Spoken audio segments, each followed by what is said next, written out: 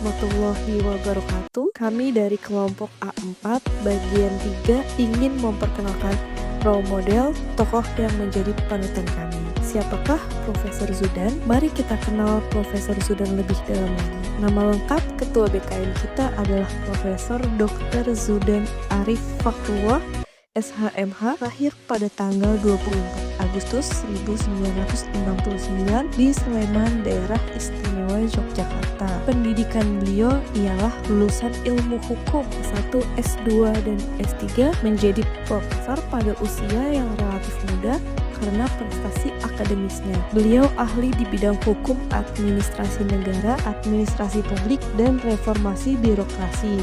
Fakhrullah adalah seorang tokoh birokrat dan akademisi Indonesia yang punya peran penting dalam pemerintahan dan reformasi birokrasi negeri ini. Pelayan publik yang progresif.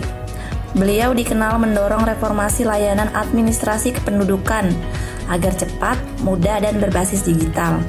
Mindsetnya, negara harus melayani, bukan dilayani. Akademisi yang turun ke lapangan. Bukan profesor menara gading. Ilmunya soal hukum administrasi benar-benar dipakai untuk memecahkan masalah nyata di masyarakat. Integritas dan meritokrasi. Tegas soal etika birokrasi, transparan, dan kinerja. Ini yang bikin dia sering dijadikan contoh pemimpin yang bersih. Komunikatif dan adaptif. Aktif di ruang publik, mau berdialog, dan cepat menyesuaikan kebijakan dengan perkembangan teknologi dan kebutuhan warga. Beliau pemimpin visioner tapi teknis, punya visi besar tapi juga paham implementasi kombinasi yang jarang.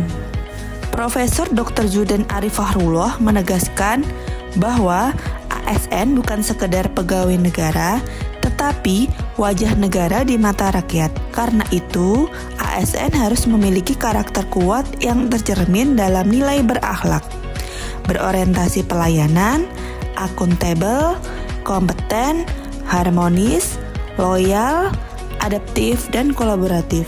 Menurut Prof. Zudan, nilai berorientasi pelayanan adalah roh utama ASN. Pelayanan publik harus cepat, mudah, dan adil, bukan berbelit atau menyulitkan masyarakat. ASN harus hadir untuk membantu, bukan dilayani. Nilai akuntabel dan kompeten menurut ASN bekerja profesional, berbasis data, dan bertanggung jawab atas setiap keputusan. Prof. Zudan menekankan bahwa jabatan adalah amanah, sehingga setiap kebijakan harus bisa dipertanggungjawabkan secara moral dan hukum. Dalam kehidupan birokrasi dan yang beragam, ASN juga harus harmonis dan loyal. Harmonis berarti menghargai perbedaan suku, agama, dan latar belakang.